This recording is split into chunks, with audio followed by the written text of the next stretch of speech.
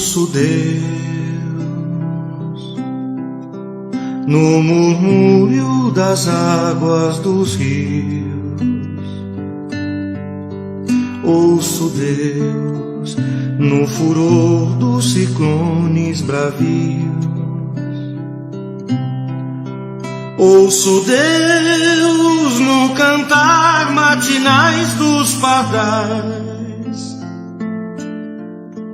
Ouço Deus no lamento de pobres mortais. Vejo Deus nas estrelas perenes de luz. Vejo Deus no esplendor que a alvorada traduz. Vejo Deus no suave perfume da flor. Vejo Deus no adeus companheiro da dor. Sinto Deus na saudade que evoca a lembrança. Sinto Deus no morrer de febris esperanças.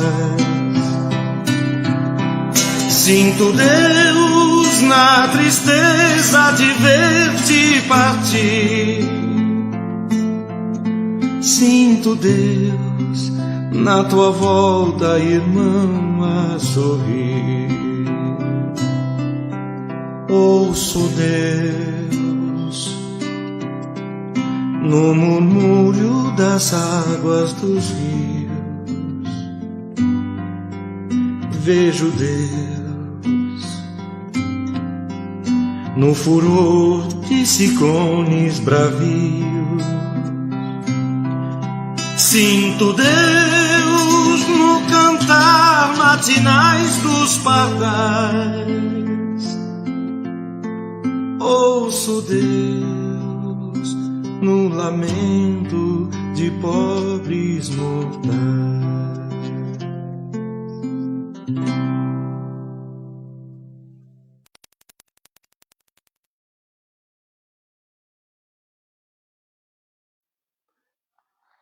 Muito boa noite a todos.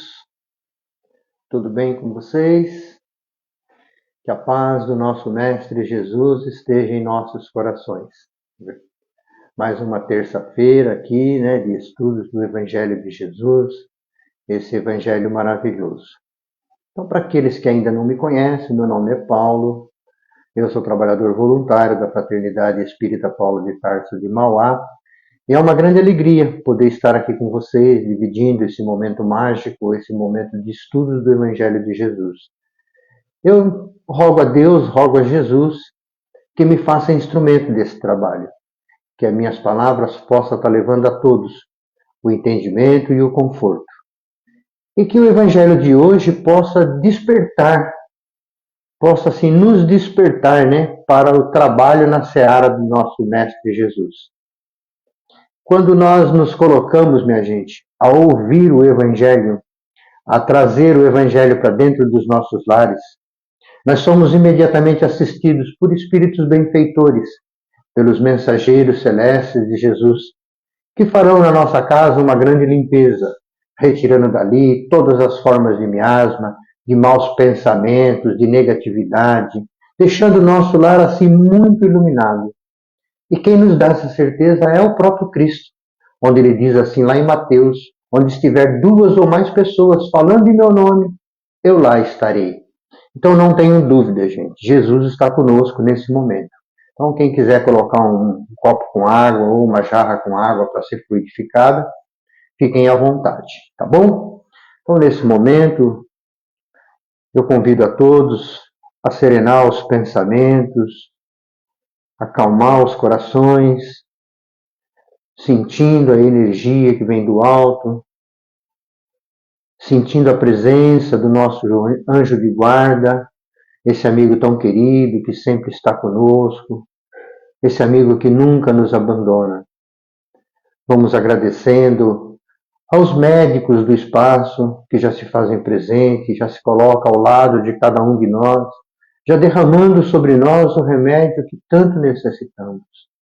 Agradecer a presença de Maria, que nos envolve nesse momento com o seu manto fluídico, nos trazendo paz, tranquilidade e serenidade. E vamos agradecendo ao nosso Mestre Jesus. Obrigado, irmão querido, por todos os ensinamentos que deixastes. Obrigado por esse Evangelho bendito e redentor, esse Evangelho que tanto nos ensina, que tanto nos conforta. Jesus, então, com um olhar meigo e um sorriso no rosto, nos convida a caminhar em direção ao Pai da vida. E diante dessa luz imensa, nós espiritualmente de joelhos vamos agradecendo, Pai, obrigado. Obrigado, Senhor, pelo nosso despertar no dia de hoje. Obrigado pelas refeições que fizemos. E obrigado, Pai, pela oportunidade bendita do trabalho.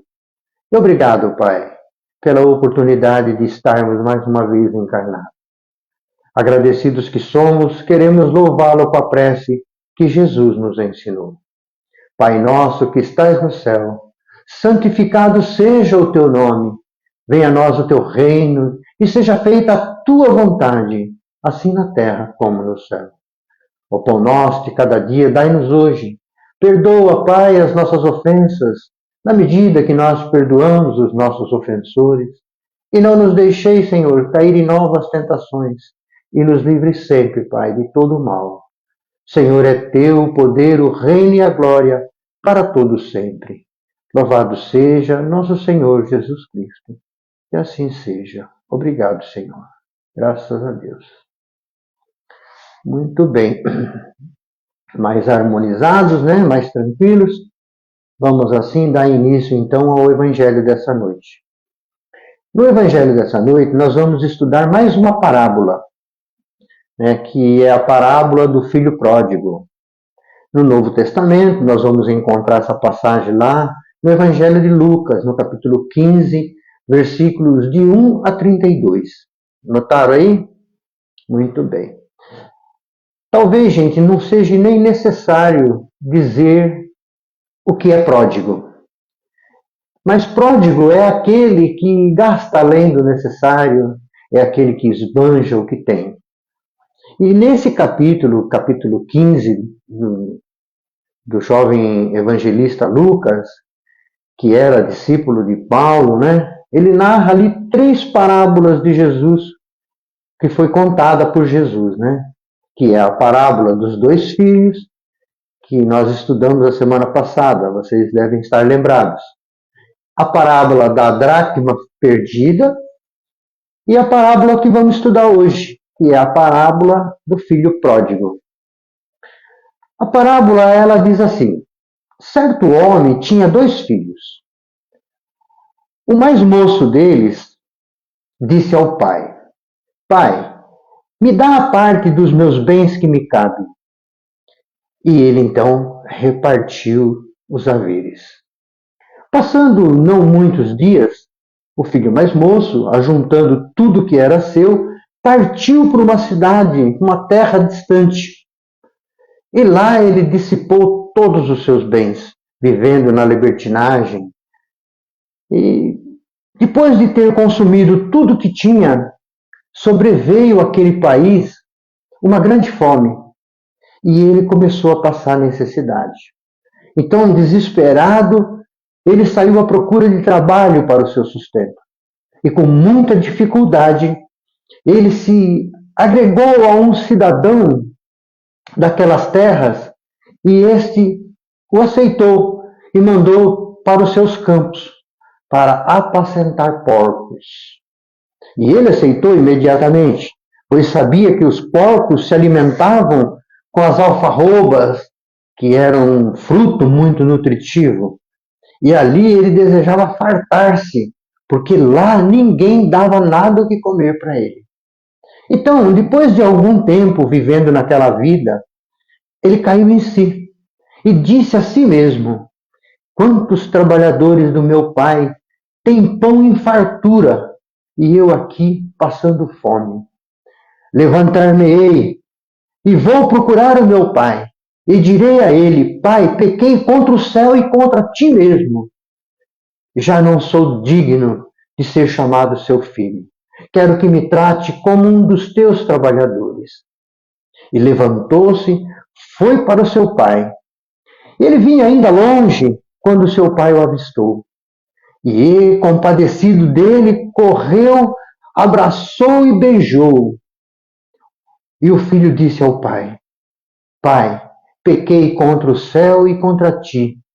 Já não sou digno de ser chamado de seu filho. O pai, porém, disse aos seus servos: Trazei-me depressa a melhor roupa, vestiu e ponde nele um anel no dedo, e coloque as sandálias nos seus pés. E trazei também e matai um novilho cevado, e comamos e nos alegramos. Porque esse filho meu estava morto e reviveu, estava perdido e foi achado. E começaram a alegrar-se. O filho mais velho, que estava trabalhando no campo, quando voltava para casa, ao aproximar-se da casa, ele ouviu a música, as danças, e chamou um dos criados e perguntou-lhe o que era aquilo. E o servo informou: É teu irmão que voltou, e teu pai mandou matar um novilho cevado, porque o recuperou com saúde. Aquele irmão mais velho então ficou indignado e não queria entrar na casa e participar da festa. Saindo o pai, porém, e vendo a contrariedade do filho mais velho, procurava conciliá-lo. Mas ele respondeu a seu pai: Há tantos anos te sirvo, jamais transgredi uma ordem tua, e nunca me deste sequer um cabrito, para que eu pudesse me alegrar-se com os meus amigos. Vindo, porém, esse filho, que desperdiçou todos os seus bens com meretrizes, tu mandas matar um novilho cevado? Então o pai respondeu a ele: Meu filho, tu sempre estás comigo. Tudo que é meu é teu. Entretanto, era preciso nos alegrarmos, porque o teu irmão estava morto e reviveu, estava perdido e foi achado. O pai fala, tentando convencer o filho, de que eles deveriam se alegrar pela volta do irmão que estava perdido. Gente, quando Jesus contou a parábola do filho pródigo, ele estava cercado de publicanos e por pecadores que se reuniam em volta dele para ouvi-lo. Os publicanos eram cobradores de impostos que estavam a serviço do Império Romano. Os publicanos eram vistos pelo povo como traidores que extorquiam seus irmãos. Já aqueles que eram pecadores eram pessoas moralmente marginalizadas, de má reputação na sociedade. Eram pessoas que possuíam um padrão de vida que não era aprovado pelos religiosos daquela época. E por isso eles excluíam ele. Os judeus, de um modo geral, era recomendado que eles evitassem ao máximo ter contato com essas duas classes de pessoas. Na verdade, minha gente, os rabinos que tinham a responsabilidade de ensinar o povo não ensinavam para essas pessoas. Eles as excluíam. No entanto, Jesus faz diferente. Ele contraria todos aqueles religiosos hipócritas. Jesus não tinha apenas o contato com aquelas pessoas, mas também comia com elas, sentava à mesa com elas. E ele ia mais além, ele as buscava para o seu rebanho. E esse tipo de comportamento, gente, que Jesus praticava, escandalizava os fariseus. Os fariseus, os doutores da lei, eles ficavam indignados com aquela ação de Jesus. E frequentemente eles questionavam Jesus a respeito dessa atitude dele. Então, certa vez, questionado pelos fariseus e pelos doutores da lei, disse assim Jesus: os que são sãos não precisam de remédio, mas os que estão doentes, sim. Ou seja, quem precisa do remédio é a ovelha perdida, é a ovelha desgarrada. Aquele filho mais velho não precisa do remédio, ele é são.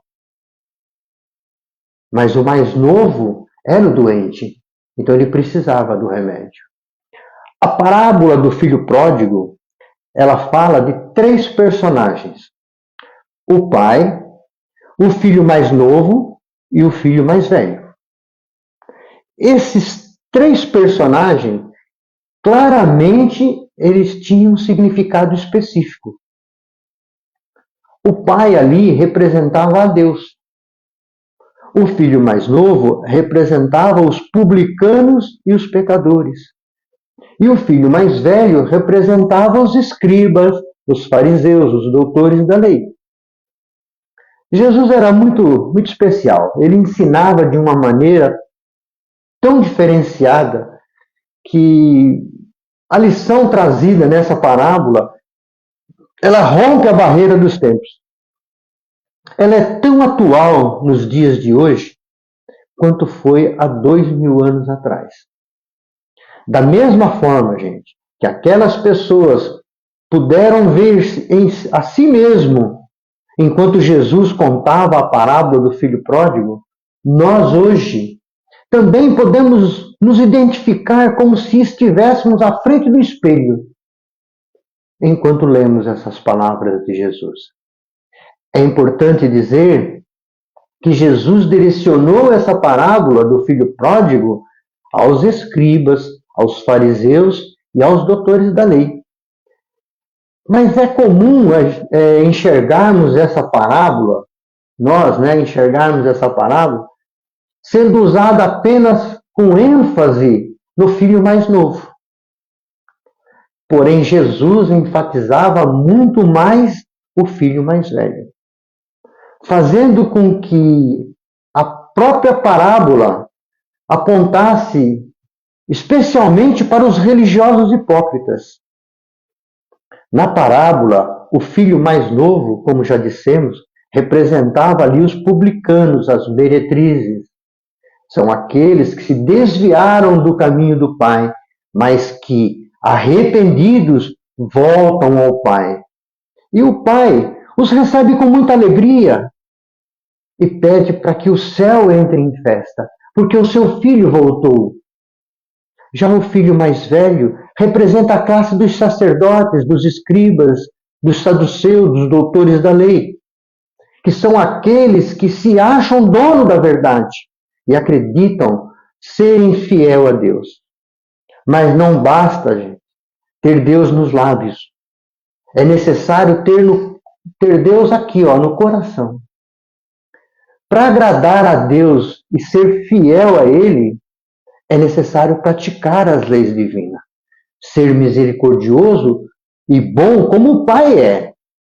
O filho mais velho, gente, era dedicado ao trabalho, sim. Ajudava o pai, claro. Dizia-se respeitoso com o pai. No entanto, na hora de demonstrar compaixão e misericórdia para com o irmão mais novo, e desrespeitar também a decisão do seu pai, ele, como os fariseus e os sacerdotes, deixou cair a sua máscara. Podemos ver, gente, que o filho mais velho não sabe o que é ser pecador. Não porque ele não seja, mas porque ele não se reconhece como tal. Assim sendo, não sente a necessidade e a exigência de mudar de vida. Cumpre o seu dever, mas mata o amor e não o vivencia. Ele até percebe a misericórdia do Pai, mas não consegue se alegrar com o perdão concedido a seu irmão. O Pai, contudo, quer que ele também entre e participe da festa. Vamos nos lembrar, gente, que os filhos pródigos não respiram somente aonde se encontra o dinheiro e a abundância. Não. Em toda parte vemos dissipadores de bens. Dissipadores de bens do saber, do bem do tempo, de bens de saúde, de bens de oportunidade. Se nós pararmos um pouco e nos observar o nosso íntimo, vamos perceber que o mundo permanece repleto de filhos pródigos. Deus, nesse momento, faz um convite. Quem estiver vivendo a estilo do filho mais velho, do verdadeiro filho pródigo, ainda dá tempo de voltar atrás e encontrar-se comigo. Eu, como Pai bom e misericordioso, te espero de braços abertos e com o coração repleto de compaixão. Percebe, gente? O Pai está de braços abertos nos esperando. Todos nós, gente, cometemos erros. Todos nós somos falhos. Mas não é por isso que nós vamos ficar queimando no fogo do inferno. O Pai nos dá uma nova oportunidade para que a gente retorne a Ele. Às vezes, o sacrifício que nós passamos, as lutas diárias, é a ferramenta que nós precisamos para cair em si e voltar para o Pai. Tá certo? Então vamos assim, mais uma vez, agradecer por esse evangelho de hoje.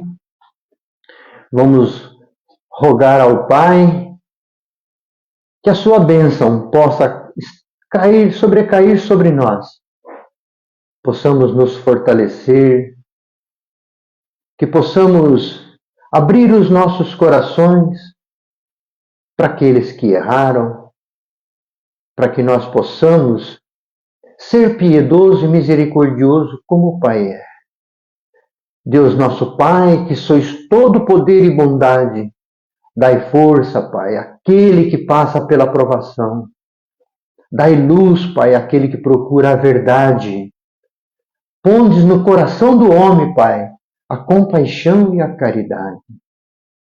Senhor, dai ao viajor a estrela guia, ao aflito a consolação, ao doente o repouso, à criança o guia e ao órfão o Pai. Senhor, que a tua bondade se estenda sobre tudo que criastes, e piedade, Pai, para aqueles que não vos conhecem, esperança para aqueles que sofrem, que a vossa bondade permita aos Espíritos Consoladores derramarem por toda parte a paz, a esperança e a fé. Graças a Deus. Louvado seja nosso Senhor Jesus Cristo. Graças a Deus. Muito bem, eu quero agradecer a todos pelo carinho, desejar a todos uma semana maravilhosa e que a paz do nosso Mestre Jesus permaneça em nossos corações. Muito obrigado a todos e até o próximo Evangelho. Graças a Deus.